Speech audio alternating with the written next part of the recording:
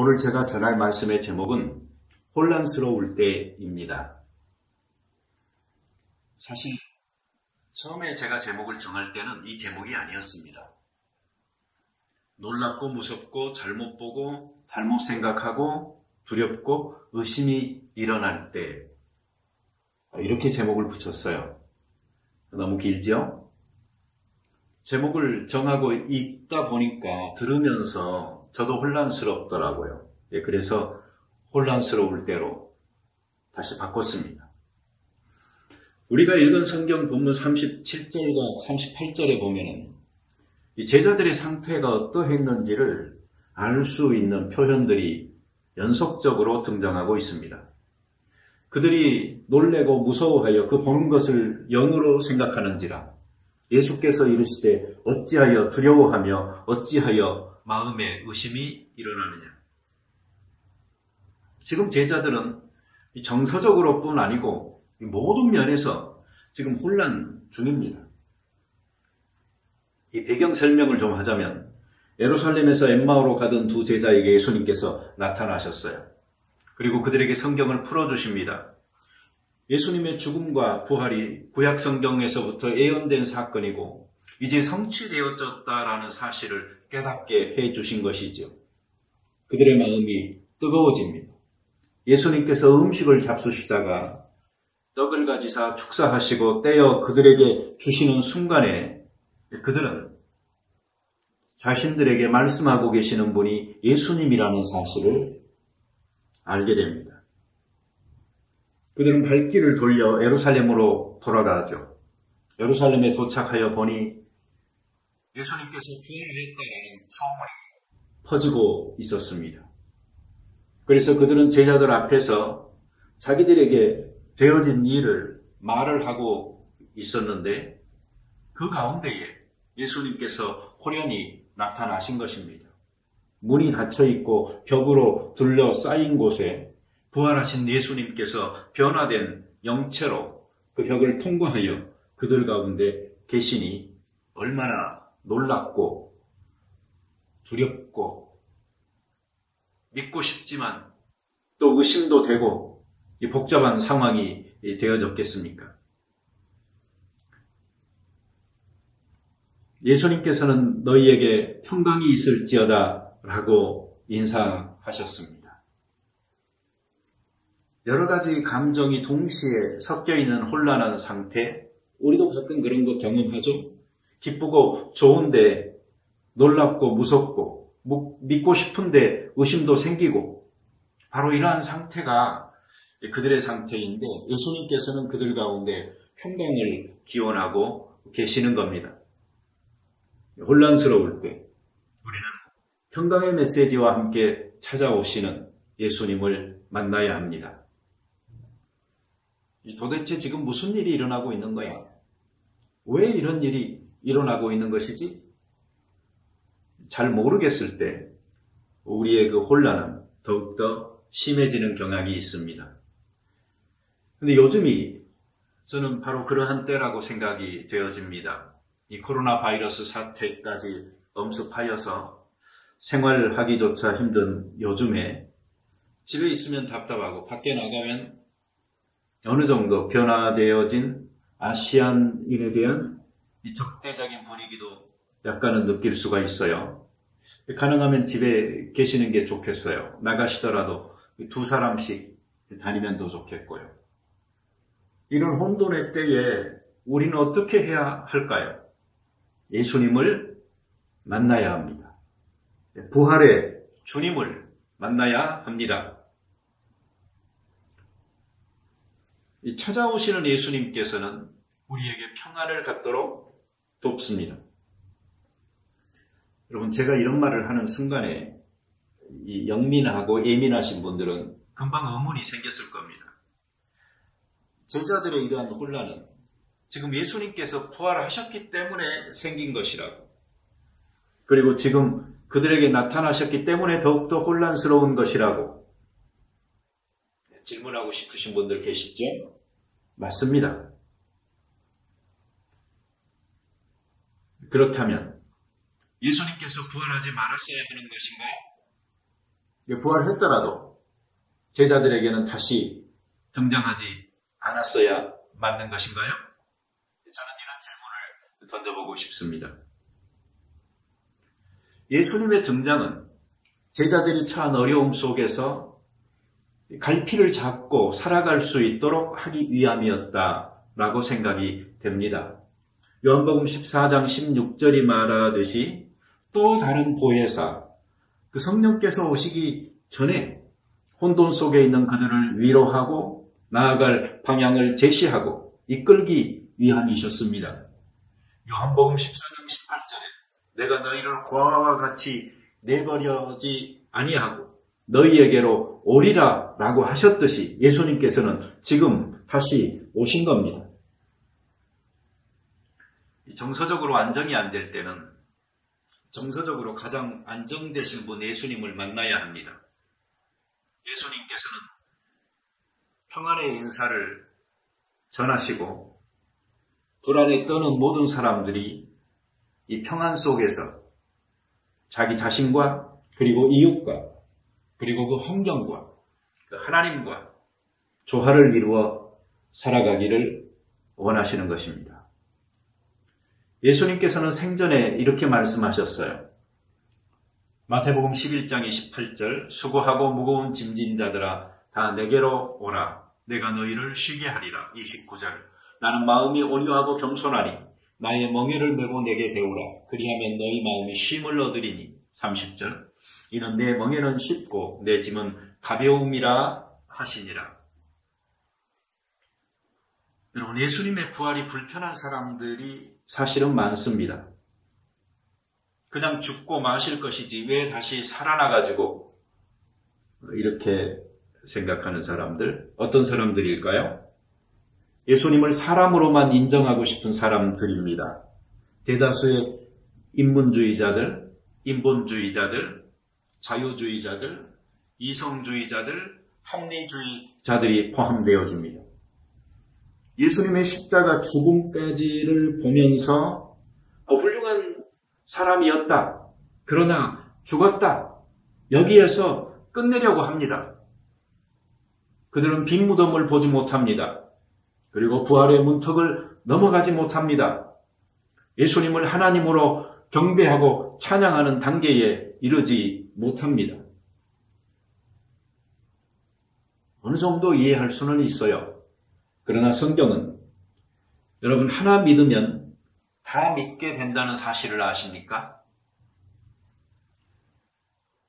성경이 그렇습니다. 구약 성경 초두에 천지창조를 믿으면 다 믿죠. 못 믿을 이유가 뭐가 있습니까? 살아계신 하나님, 천지 지으신 하나님께서 하시는 일들을 기록한 책인데 신약성경 초두에 동정녀 탄생을 믿으면 다 믿게 됩니다. 예수님의 재림을 넘어서 새하늘과 새 땅까지 믿는데 거침이 없습니다. 믿기 어려우신 분들은 단지 사람이라는 것만 강조하니까 사람으로서 어떻게 이런 삶을 살 수 있었나, 인간으로서 이런 삶이 어떻게 가능할까 이렇게 자꾸 묻다 보니까 그분을 존경하게 됩니다. 아주 깊이 높이. 그러나 예수님을 하나님의 아들 구세주로 믿지 않는 사람은 지금 마음 수련, 생활 수련하는 단계에 있는 겁니다.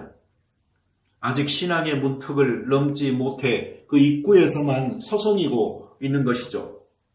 문을 열어 젖히고 그 신앙의 세계에 실제로는 들어가지 않고 있고 못하고 있는 상태입니다. 성경은 예수님께서 정말로 인간적인 따스함과 부드러움을 가진 지혜롭고 의로운 완벽한 분이라는 사실을 보여줍니다. 그러나 우리가 믿는 성경은 거기에서 그치지 않습니다. 예수님을 참 사람이다 라고 말하는 것처럼 예수님은 참 사람일 뿐만 아니고 참 하나님이시다라는 사실을 우리에게 증거하고 있는 것입니다. 어떤 사람에게는 단지 스승이지만 어떤 사람에게는 하나님의 아들이요 주와 그리스도가 바로 성경이 보여주고 있는 예수님의 참모습인 것입니다. 예수님은 죽음의 문턱을 넘었다가 다시 넘어오신 그리스도와 주님이라는 사실을 알아야 합니다. 그분은 부활로 확실하게 이 사실을 확정하고 그리고 확증하여서 보여주셨습니다. 만유의 주, 바로 하나님이십니다. 그러나 우리는 성경에서 인간 예수로 죽으심으로 우리를 향한 사랑을 보여준 예수님을 만나는 데에서 그치지 말고 하나님의 아들로 살아나서 하늘과 땅의 모든 권세를 받으신 이 그리스도를 만나야 하는 것이 신앙인의 첫걸음이다 하는 사실을 명심하고 이 경험이, 이 체험이, 이 변화가 우리에게 있어야 되겠습니다.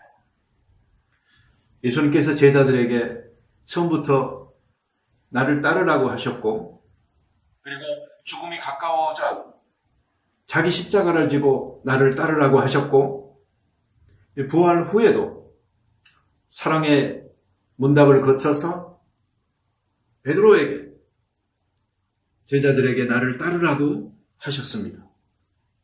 줄기차게 나를 따르라고 하셨지만 나를 예배하라라고는 하지 않았습니다. 여러분, 그러나 주님을 만난 제자들 입장에서는 도저히 그럴 수가 없었죠. 예수님께서 승천하는 장면에서 제자들은 예수님을 경배합니다. 예배합니다. 이 부분이 성경에 분명하게 진술되어져 있습니다. 저는 예수님 성격상 이것이 이상하게 보였다면 아마 승천하다가 멈추시고 다시 내려와 나를 따르라고 했지 내가 언제 나를 예배하라고 했냐라고 하셨을 것 같아요. 그러나 부활하신 예수님은 그들의 예배를 받으시고 승천하십니다. 그러니 여러분, 예수님을 만나더라도 어떤 예수님을 만나느냐가 중요합니다. 무덤에서 끝난 예수로만 생각하는 사람들은 사망 권세 이기시고 부활한 다시 사신 예수님을 만나지 못한 채 인류가 따라야 할 스승, 위대한 성인 하면서 그냥 정신적인 수양을 통해 도덕적 개선이나 향상을 바라고 고달픈 인생에서 위안을 삼으며 살아가고 있는 것입니다. 여러분, 신앙생활을 오래 하셨다고 하시면서 아직도 죽은 예수 붙들고 사는 불행한 일은 없었으면 합니다. 인간 예수는 이미 죽었어요. 부활로 영광을 받으시고 주와 그리스도가 되신 예수님께서 지금 살아 계십니다. 성경에 있지도 않은 예수님, 자기가 믿고 싶은 예수님을 독창적으로 만들어내서 우상 숭배하듯 섬기면서 살지 않으셨으면 좋겠어요. 우리가 시작과 끝을 잘 모르기 때문에 이 과정에서 불안해하는 경우가 많이 생깁니다. 유한한 역사의 처음이요 나중이신 예수님을 만나면 됩니다. 영원한 우주의 알파와 오메가인 예수님을 만나면 해결됩니다. 예수님께서는 역사 안과 밖의 주인이시며 주인공이시며 주관자이십니다. 그리고 장차 심판하실 주님이십니다. 예수님께서는 헝클어진 삶의 무질서와 혼돈을 푸는 열쇠입니다. 예수님은 우리가 가진 질문의 답입니다. 이 예수님을 만나 영적인 혼선, 정신적인 혼란, 정서적인 혼돈의 상태에서 완전하게 벗어나실 수 있기를 바랍니다. 하나님의 아들이요 삼위일체 하나님의 한 위인 예수 그리스도를 믿는 사람들의 신앙생활에는 거침이 없어야 합니다. 또한 우리는 찾아오신 예수님을 어떻게 발견하느냐가 중요한데, 이 예수님께서는 우리의 마음을 열어주시고 우리가 믿음을 갖도록 돕고 계십니다. 네, 이런 예수님을 만나시기 바랍니다. 여러분, 믿음의 문을 여는 두 가지 방법이 있습니다. 하나는 실증적인 체험을 통해서 부활의 주님을 경험하는 것입니다. 여기 제자들의 경우와 도마의 경우가 그렇습니다. 예수님은 그것을 바라셨어요. 본문 39절에 보면 내 손과 발을 보고 나인 줄 알라. 또 나를 만져보라. 영은 살과 뼈가 없으되 너희 보는 바와 같이 나는 있느니라. 40절에 이 말씀을 하시고 손과 발을 보이시니 보고 만져보라. 확인해라. 그리고 믿어라. 얼마나 실증적인 체험을 지금 주고 계시고 그리고 그러한 믿음을 갖기를 원하시는가 하는 것을 느낄 수가 있습니다. 내가 직접 확인하고 검증하지 않으면 나는 믿지 못하겠다고 하시는 분들, 여러분 그거 결코 나쁜 거 아닙니다. 좋습니다. 안 믿어지면 죽어도 믿지 마십시오. 저는 지금 불신을 조장하고 있지 않습니다. 단지 확신 없이 교회의 담장만 넘어오는 분들, 그래서 이것저것도 아닌 분들이 믿음의 공동체에 너무 많아서 드리는 말씀입니다. 제가 부탁드리고 싶은 것은 대충 찾아보다가 중간에 절대로 그만 포기하지 말라는 것입니다. 시간이 많이 걸려도 걱정하지 마세요. 하나님께서는 인내에 도가 트신 분입니다. 우리가 포기하지 않으면 하나님께서는 기다려주시고 하나님께서는 절대로 먼저 포기하지 않으십니다. 그리고 자신을 진지하게 찾는 사람들을 열린 팔로 환영하고 만나 주시는 분이 하나님이십니다. 또 한 가지 방법은 예수님께서도 말씀하셨듯 보지 않고도 믿는 자가 복되도다 하는 방법입니다. 여러분, 이것은 복입니다. 그럴 수 있으면 그렇게 하십시오. 보지 않고 믿어도 하나도 이상하지 않습니다. 믿으려고 전혀 노력하지 않아도 그냥 믿어지는 사람이 있어요. 그만큼 하나님께서 더 많은 신앙심을 주신 것이니 복된 사람입니다. 감사하면서 살으시면 됩니다. 반면에 아무리 믿으려고 노력해도 성경이 안 믿어지고 또 마음도 안 열리고 이게 둘 다 안 되는 사람이 있어요. 사실 이 마음이 열려야 성경이 깨달아지고 성경이 깨달아져야 마음이 열리는데 어딘가에 꽉 끼어서 멈춰 있는, 그래서 진보가 되지 않는 분들이 있어요. 그럼 믿는 사람들 입장에서 보면은 정말 안타깝죠. 그러나 어떻게 하겠어요? 그것은 하나님과 그 사람의 관계인 것이고 또 하나님께서 돌보고 계시고 본인도 노력하고 있으니 하나님의 은총이 임하여 때가 되는 때에 하나님의 사람들은 하나님의 것으로 주장되어질 것입니다. 그래서 우리는 궁극적으로 하나님께서 하시는 일이다 믿고 기대하고 기도하며 기다려야죠. 여러분, 성경을 깨닫기 전에 마음이 열려야 합니다. 이 마음과 이 성경은 선순환적인 관계를 가지고 있어요. 그래서 마음이 열리면 성경이 깨달아지고 또 성경이 깨달아지면 마음이 열립니다. 제가 조금 전에 신앙의 문을 열어젖히고 그리고 신앙에 들어가야 한다고 했는데, 여러분, 사실 이 문이 있을까요? 없을까요? 없어요. 물리적인 문은 없습니다. 없는 문 가지고 여러분 고생하지 맙시다. 씨름하지 맙시다. 이 없는 문을 예수님께서 밖에서 두드리니까 힘들고 또 없는 문을 내가 안에서 열려고 하니까 힘든 것입니다. 단지 마음에 문이 있을 뿐이니 여러분 문 앞으로 다가가 손으로 문고리 돌리지 않아도 괜찮아요. 들어오시라고 손짓하지 않아도 좋아요. 그저 예수님에게 따뜻한 눈길만 주고 마음만 여시면 예수님께서 그 마음에 들어오십니다. 예수님께서 찾아오시는 일은 우리가 무엇을 하기보다도 하나님께서 주도권을 가지고 하시는 일이니까 우리는 우리와 하나님과의 관계 속에서 늘 주도적으로 일하시는 하나님을 믿으면서 그 인도하심에 민감하게 따르면 하나님과 관계가 열리고 밀접하게 맺어지는 귀한 때는 반드시 오는 것입니다. 그러나 제가 바라기는 여러분, 성경을 깨닫는다는 일이 무슨 대단한 작업, 이것은 아닌 것입니다. 남이 전혀 발견하지 못한 그 무엇을 발견하려고 너무 애쓰지 마세요. 드러날 것은 이미 다 드러났습니다.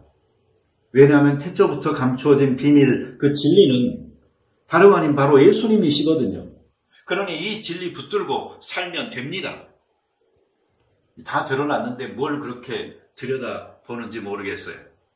뭐 학자라든가 또 말씀을 가르쳐야 한다든가 정말 자기가 성경을 더 몰라서 알고 싶다든가 그러면은 좋습니다. 좀 더 확실하게 알고 믿고 증거하고 하려고 하는 것은 좋은 것이죠.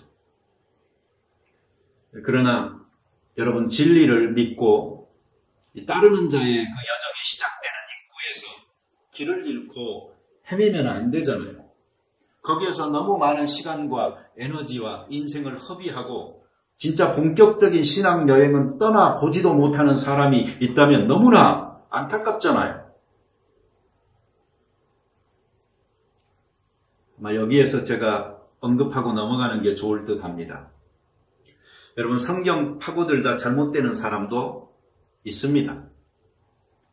이 계시의 말씀, 하늘로부터 유리한 말씀이니 하늘의 도움 없이 알려고 하는 것은 어리석습니다. 성령의 영감으로 기록된 말씀은 성령의 조명으로 이해할 수 있는 것이죠. 이와 더불어서 성경 연구에 필요한 툴들이 있어요. 이 툴들은 뭐 성경 언어에 대한 그런 지식도 필요하고 또 성경 그 당시의 생활 습관이나 문화나 정치적인 환경이나 그 지리에 대해서도 알아야 되고 최근에 계속적으로 진행되고 있는 고고학적인 추세들도 알아야 되고 여러분 이러한 툴들에 익숙하지 못한 사람들이 대체로 취하는 방법은 남들의 연구는 무시하고 오직 성경 하나 가지고 성령의 인도함을 주시면 깨달을 수 있다 하고 맨 땅에 헤딩하듯이 대드는 것입니다. 그동안 신실하게 성경을 연구한 수많은 사람들이 쌓아온 업적이 학문으로 정리가 되어져 있고 이 책으로 기록되어 칸칸이 쌓여 있는데 이런 것들 다 무시하는 태도 결코 바람직하지 않습니다. 자기 생각을 일방적으로 주장하고 주입하려고 하는 사람들 그리고 세뇌시키는 사람들은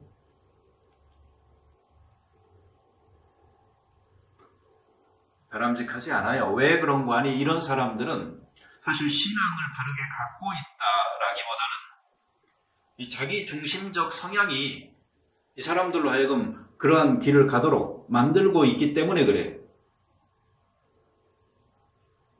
적어도 객관적으로 검증받는 겸손함 정도는 있어야 하는데 그리고 이것은 기본적인 양심이라고 저는 생각하는데 양심도 없는 짓거리를 하는 이단들이 참 많습니다.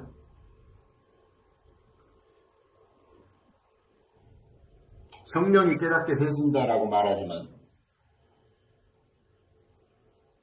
다른 영의 인도함을 받기가 참 쉬워요. 쉽게 말하면 귀신 들린 깨달음 하나 들고 나와서 설치는 경우가 생긴다라는 말입니다. 대부분의 잘못된 주장들은 이미 여러분 수천 년의 교회 역사 속에서 세계 어느 곳에서든 일어났던 현상일 가능성이 많아요.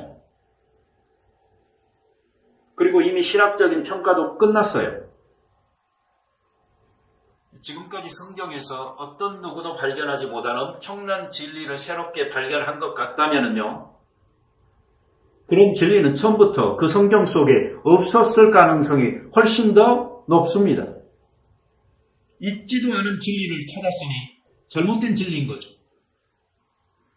여러분, 헛것 붙들고 자기도 천국 못 들어가고 남도 못 들어게 하고 이 천국문 가로막고 있는 사람 되지 마시기 바랍니다. 예수님께서 이 성경을 깨닫게 해주셨다라고 하는데 무엇을 깨닫게 해주셨을까요? 이것을 살펴보면 예수님께서 고난 받으신다, 그리고 다시 살아나서 영광을 받으신다, 이런 내용이에요. 그리고 이제 사람으로 죄 용서함을 얻게 하는 회개가 예루살렘으로부터 시작되어져서 전파될 것이다. 능력의 덧입음을 위해서 성령을 기다려라. 이게 뭐죠? 여러분, 이게 예수의 복음입니다. 십자가의 복음입니다. 이것이 빈 무덤의 복음입니다. 성경을 깨닫는다는 게 여러분, 성경이 가르치고 있는 많은 것들, 우리 인생사와 관련된 모든 영역의 지식을 다 알아야 하는 거 아닙니다. 핵심을 깨달으면 됩니다. 우리는 성경이 말하는 모든 지혜와 지식의 말씀에 목말라서 목매달기보다는 이 성경이 제시하고 있는 가장 중요한 주제, 예수님, 그리고 구원에 대하여 바른 깨달음을 가져야 합니다. 예수님이 바로 예언의 대상이었고, 그리고 예언을 성취하신 분입니다. 이렇게 가장 큰 줄기를 붙들어야 성경을 안다라고 할 수가 있는 겁니다. 이 큰 줄기를 따라 큰 길로 가시기 바랍니다. 그래야 성경이 넓게 열리고 길게 연결됩니다. 샛길에서 방황하지 마세요. 오솔길에서 시간 낭비하지 마세요. 지름길로 가려다가 막혀서 고생하지도 마세요. 찾아오신 예수님께서 마음을 열어 성경을 깨닫게 해 주시는데, 그것이 바로 예수에 관한 복음이 그 핵심이었다면 그 핵심 아시고 믿고 그대로 사시면 축복된 삶인 것입니다. 다음으로 찾아오신 예수님은 성경을 깨닫게 해주시고 오실 성령을 기다리라고 하십니다. 여러분, 이 예수님을 만나시기 바랍니다. 찾아오신 예수님께서는 아버지께서 약속하신 성령을 내가 보낼 터이니 그가 어떤 분인지를 깨닫고 믿고 헌신하게 돕는 분이 바로 이 보혜사 성령님이라는 것입니다. 성령님에 대한 이해가 잘못되면, 좀 심하게 말하면 예수 폐인이 되는 사람들도 있을 수가 있습니다. 성령님은 우리 자신의 뜻과 의지를 부인하게 만들지 않아요. 오히려 그것을 존중하고 우리로 하여금 보다 더 맑은 정신 가운데서 하나님의 뜻을 추구하여 살아가실 수 있도록 도와주시는 깨끗한 영이십니다.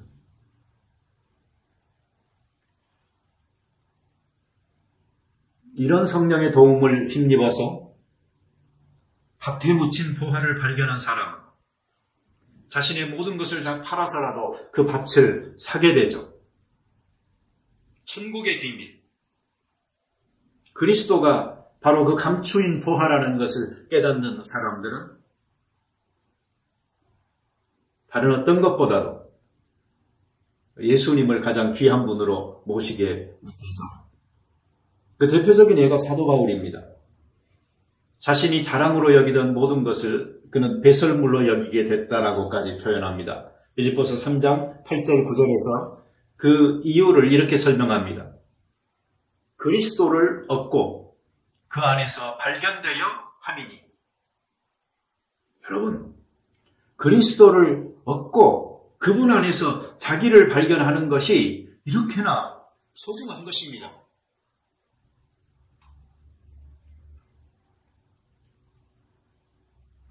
이런 점에서 그리스도인들은 복음 증거자로서의 삶을 살게 됩니다. 살 수밖에 없어요. 가장 귀한 것을 발견한 사람들 어찌 이것을 감춰두고 있을 수가 있겠으며 가장 귀한 그리고 사랑하는 사람들에게 이 소식을 전하고 같이 그 기쁨을 나누지 않겠습니까? 이 복음 전할 때 보면 어떤 사람은 말로 해야 된다. 어떤 사람은 말보다는 삶으로 해야 된다. 뭐 이렇게 다투는 경우들도 있어요.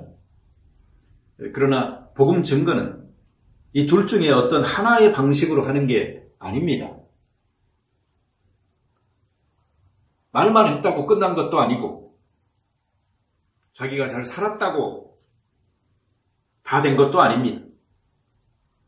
말과 행위가 같이 가야 합니다. 일치하면서. 행위는 내 말에 떳떳함과 자신감을 주죠.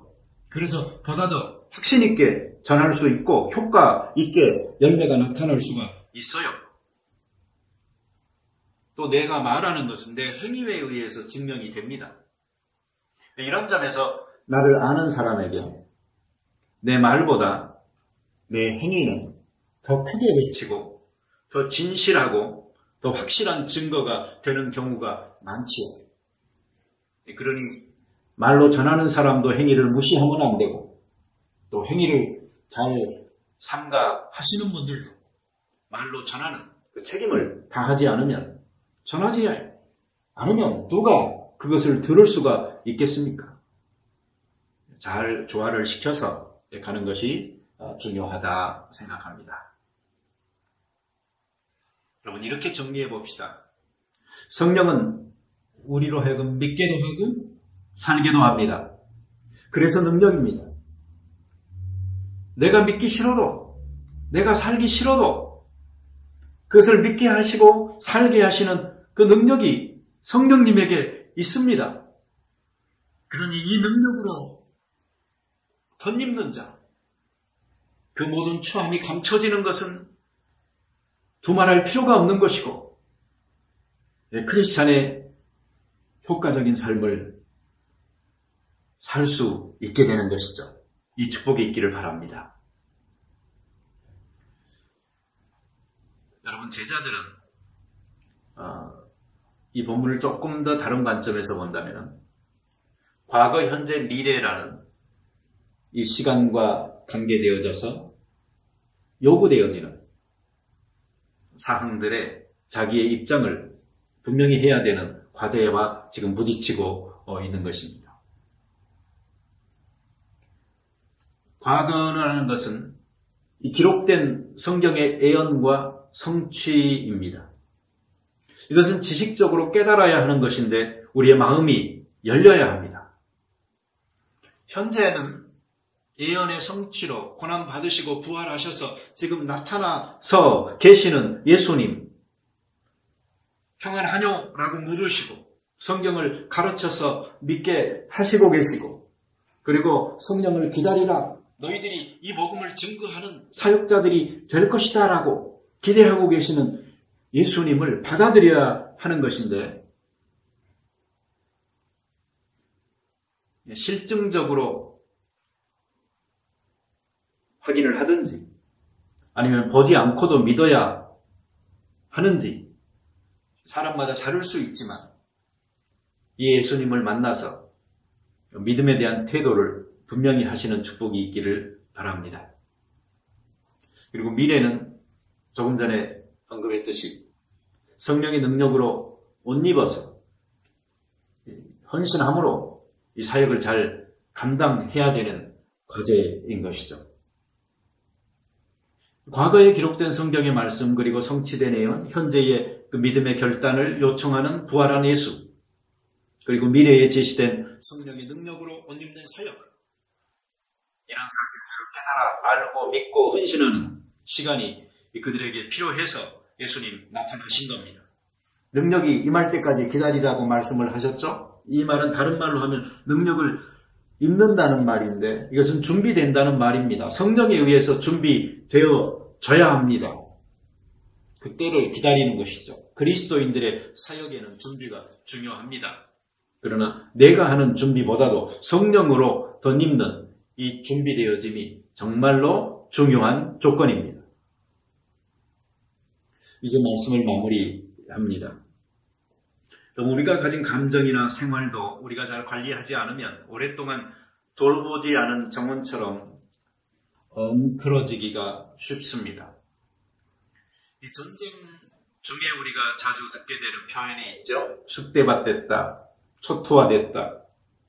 그런데 다른 것도 아니고 만약 우리의 감정이, 우리의 마음과 정신이, 영혼이, 그리고 생활이 이런 상태라면 처참하다고 할 수밖에 없어요. 영어 표현으로 가끔 사람들이 Your brain is dead 라는 말을 하죠. 너의 뇌가 죽었다라는 말입니다. 아마 요즘 한국 사람들이 자주 쓰는 멘탈이 붕괴됐다, 아무 생각 없다, 뭐 이런 것과 관계되어진다고도 볼 수 있는데요. 놀랍고 무섭고 착각하고 잘못 생각하고 두렵고 의심이 일어날 때는요, 이건 과부하가 걸린 겁니다. 요즘 코로나19를 팬데믹이라고 하는데 우리 패닉 상태이죠. 이럴 때는 여러분 바르게 보지 못합니다. 듣지도 느끼지도 생각하지도 당연히 무엇을 선택하지도 못합니다. 이런 혼란의 때를 빨리 벗어나야 하는데 어떻게 해야 할까요? 무엇이 필요한 것일까요? 예수님이 오셔야 합니다. 우리 삶의 한가운데로 부활하신 예수님께서 오셔야 합니다. 누가요? 예수님. 어떤 예수님이요? 부활하신 예수님. 어디로요? 우리의 마음에, 우리의 삶의 한가운데로. 그래야 우리가 죽은 예수 붙들고 슬퍼하지 않고 다시 살리는 예수님 붙들고 기뻐할 수 있습니다. 예수님께서 오셔야 마음을 열어 성경을 깨닫게 해주시고 예수님께서 오셔야 성령을 보낸다는 아버지의 약속이 이루어지게 되는 것입니다. 혼란스러울 때일수록 믿음의 주여 온전케 하시는 부활의 주님을 붙드시기 바랍니다. 혼란스러울 때일수록 하나님의 말씀 성경의 가르침에 창념하셔서 흔들리지 마시기 바랍니다. 혼란스러운 때일수록 성령으로 옷 입고 그 능력으로 사명 잘 감당하시기를 축원드립니다. 아멘.